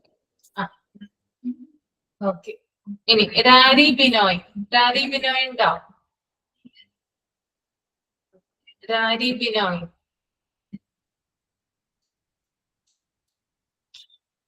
ഓക്കെ. വേറെ ആരാ പറയാ? പ്രതിഭ മണി. പ്രതിഭ ഒരാളൊന്ന് പറഞ്ഞേ, വേറൊരാള്. ഞാൻ പറയണോ? ഞാൻ പറയാം. പറഞ്ഞോളൂ. ഏതാ ലാർജ് ഹോസ്പിറ്റൽസാ പറയേണ്ടത്? മിഡ് സൈസില് പറയട്ടാ. മിഡ് സൈസിൽ 13 or 100 ബെഡ്സ് വരെ ഉണ്ടായിരിക്കും. പിന്നെ ഇന്ത്യയിൽ തന്നെ വെരി പോപ്പുലർ ആയിട്ട് മിഡ് സൈസ്ഡ് ഹോസ്പിറ്റൽസ് ആണ് ഉണ്ടാവുക, സാധാരണക്കാർ നമ്മളൊക്കെ പോകുന്നത്. പിന്നെ അതിൽ കുറച്ചും കൂടി സ്മോൾ ഹോസ്പിറ്റലിനേക്കാളും മോർ റിസോഴ്സസ് ഉണ്ടായിരിക്കും. പിന്നെ അത്യാവശ്യത്തിനനുസരിച്ചിട്ടുള്ള എമർജൻസിയും ഐസി ഇന്റൻസീവ് കെയർ ഒക്കെ ഉണ്ടായിരിക്കും. പിന്നെ അവിടെ വരുന്ന നോൺ ക്ലിനിക്കൽ സർവീസായ ഫുഡും ലോണ്ടറിയും ഹൗസ് കീപ്പിംഗ് ഒക്കെ ഇൻഹൗസ് സർവീസ്, അതായത് പുറത്തുനിന്നുള്ള ആളുമായിട്ടുള്ള ബന്ധപ്പെട്ടിട്ട് ചെയ്യുന്നതായിരിക്കും. ഇൻഹൗസ് സർവീസ് എന്ന് പറഞ്ഞാല് ഡയഗ്നോസ്റ്റിക് ഒക്കെ ചെയ്യുന്നത് അവിടെ ഉള്ളിൽ തന്നെയാണ്. ഓക്കെ. ഔട്ട്സോഴ്സ് ആണ് പുറത്ത്. അതായത് ഇപ്പൊ പുറത്തുനിന്നുള്ള കമ്പനികളുടെ ടൈപ്പ് ചെയ്തിട്ട് ഫുഡ് സർവീസ് കൊടുക്കുന്നു, അതുപോലെ തന്നെ ലോണ്ടറി ചെയ്യുന്നു, ഹൗസ് കീപ്പിംഗ് ഒക്കെ ചെയ്യുന്നു. എന്നാല് ഇപ്പൊ ഒരു എക്സ്റേ എടുക്കണമെങ്കിലോ അല്ലെങ്കിൽ ബ്ലഡ് ടെസ്റ്റ് ഒക്കെ എടുക്കണമെങ്കിൽ എന്താണ്, അവിടെ തന്നെ എന്തുണ്ട്, അതിനുള്ള സൗകര്യങ്ങളുണ്ട്. അതാണ് എന്ത് in house service. Okay okay. എന്താ ലാർജ് എന്ന് പറഞ്ഞ മോളെ? ലാർജില് മോർ ദാൻ 100 ബെഡ്സ് ആയിരിക്കും. അതുപോലെ തന്നെ മൾട്ടിപ്പിൾ ആയിട്ടും സൂപ്പർ സ്പെഷ്യാലിറ്റി, മൾട്ടിപ്പിൾ സ്പെഷ്യാലിറ്റിയും സൂപ്പർ സ്പെഷ്യാലിറ്റി ആയിരിക്കും. പിന്നെ പ്ലെന്റിഫുൾ റിസോഴ്സ്, ഒരുപാട് റിസോഴ്സ് ഉണ്ടാവും. നമ്മള് എത്ര പേഷ്യൻസിനെ വേണ്ടെങ്കിലും ഹാൻഡിൽ ചെയ്യാനും ഒക്കെ പ്ലെന്റിഫുൾ ആയിട്ടുള്ള റിസോഴ്സസ് ഉണ്ട് അവിടെ. പിന്നെ അതുപോലെ തന്നെ ഡെവലപ്ഡ് ആയിട്ടുള്ള ഐസിയും ഓപ്പറേഷൻ തിയേറ്ററും എമർജൻസിയും ലാബറട്ടറി റേഡിയോളജി ഒക്കെ സൗകര്യമാണ് അവിടെ ഡെവലപ്ഡ് ആയിട്ടുള്ള. ഇനി ലെവൽ ഓഫ് കെയറോ? ലെവൽ ഓഫ് കെയറിൽ പ്രൈമറി കെയർ ആണ് നമുക്ക് പഠിച്ചത്. പ്രൈമറി കെയർ എന്ന് പറയുമ്പോൾ ഔട്ട് പേഷ്യന്റിന്റെ മെഡിക്കൽ കെയറും കൺസൾട്ടേഷനും അതുപോലെ സിമ്പിളായിട്ട് രോഗം കൊണ്ടുവന്ന വാക്സിനേഷനും മെഡിസിനും പിന്നെ സീസണബിൾ ആയിട്ടുള്ള ഇൻഫെക്ഷനും നോർമൽ ഡെലിവറീസിനും ഒക്കെ അവിടെ നമുക്ക് പ്രൈമറി കെയർ ആണ്. അതുപോലെ തന്നെ പ്രൈമറി കെയറിന്റെ ഒരു എക്സാമ്പിൾ ആണ് പ്രൈമറി ഹെൽത്ത് സെന്റർ. അവിടെയും ഒരു ലിമിറ്റഡ് റിസോഴ്സസ് ഉണ്ട്. അവിടെയും നമുക്ക് ചെറിയ കാര്യം അസുഖത്തിന് ഇതിനൊക്കെ വേണ്ടിയിട്ടുള്ള ലിമിറ്റഡ് റിസോഴ്സസും ഉണ്ടാവും. ഓക്കെ ഓക്കെ, അപ്പോ എല്ലാവർക്കും ക്ലിയർ ആയെന്ന് കരുതുന്നു. എന്ത് ചെയ്യണം നിങ്ങള് ഇന്ന് തന്നെ എന്ത് ചെയ്യണം, ഇത്രയും കാര്യങ്ങൾ വായിച്ച് മനസ്സിലാക്കണം കേട്ടോ. പെയിന്റിങ് ഇടരുത് കേട്ടോ, കാരണം എന്താ, ധാരാളം ചാപ്റ്റേഴ്സ് ഉണ്ട് പഠിക്കാൻ അല്ലെ. അപ്പൊ പെയിന്റിങ് വെക്കരുത്. ഇത്രയും കാര്യങ്ങൾ ക്ലിയർ ആയെന്ന് കരുതുന്നു. അതുപോലെ തന്നെ ഇത്രയും കാര്യങ്ങൾ എന്ത് ചെയ്യണം, വായിച്ചുകൂടി മനസ്സിലാക്കുകയും ചെയ്യണം. ഓക്കെ, അപ്പൊ ഇനി ഡൗട്ടും കാര്യങ്ങളും ഇല്ലെന്ന് വിശ്വസിക്കുന്നു കേട്ടോ. ഇല്ലല്ലോ ഇനി ഡൗട്ടൊന്നും ഇതിനെ സംബന്ധിച്ച്? ഇല്ല മാഡം. അപ്പൊ ഇതിന്റെ പേരൊന്ന് പറയാവോ? എന്റെ പേര് അശ്വതി എന്നാണ് കേട്ടോ, അശ്വതി. Miss notes ആയിട്ടൊന്നുമില്ല? ഇല്ല മോളെ, ഇത് തന്നെ പഠിച്ചാൽ മതി കേട്ടോ. ഇപ്പൊ ഞാൻ പോയിന്റ് ആയിട്ടൊക്കെ പറഞ്ഞു തന്നില്ല, അതനുസരിച്ച് എന്ത് ചെയ്യാം, ഇത് വായിച്ച് പഠിച്ചാൽ മതി. ഓക്കെ,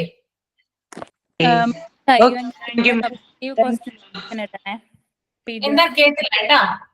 ബാക്കിയെല്ലാം ഓരോരോ ചാപ്റ്റർ എടുക്കുമ്പോൾ അതിനൊരു ഒബ്ജക്റ്റീവ് ക്വസ്റ്റ്യൻസ് ഇടാറുണ്ട്. അത് നമുക്ക് ഭയങ്കര ഹെൽപ്ഫുൾ ആണ്. അങ്ങനെ ഇടുമ്പോൾ നമ്മൾ പഠിക്കുന്നത് നമുക്ക് ക്ലിയർ, അങ്ങനെ പറ്റുമെങ്കിൽ ഒബ്ജക്റ്റീവ് ക്വസ്റ്റ്യൻസ് ചെയ്യണേ. ഈ ചാപ്റ്റർ എന്താ പറയാ, അടുത്ത ക്ലാസ്സിൽ ഞാൻ വരുന്നുണ്ട്. അപ്പൊ ഇതിന്റെ കണ്ടിന്യൂഷൻ തന്നെയാണ് വരുന്നത്. അപ്പൊ നമുക്ക് 2-3 ക്വസ്റ്റ്യൻ ചോദിച്ച് മുമ്പോട്ട് പോവാം കേട്ടോ. ഓക്കെ, ഇതിന്റെ ഇടയിൽ തന്നെ ഇന്ററാക്ഷൻ ആണ് കൂടുതലും നല്ലത്, പക്ഷേ ഡിസ്റ്റർബൻസ് വരുന്നുണ്ട് കേട്ടോ. അതുകൊണ്ടാണ് ആ ലാസ്റ്റ് ഒരു 10 to 15 മിനിറ്റ്സ് പറയുന്നത്. അതിന്റെ ഇടയ്ക്ക് നമുക്ക് ചോദ്യം ചോദിച്ച് കളിച്ച് ജസ്റ്റൊക്കെ പോവാം. മതിയാവും? Okay madam. ഓക്കെ, അപ്പൊ thank you. Okay, thank you ma'am. Thank you madam. Thank you ma'am.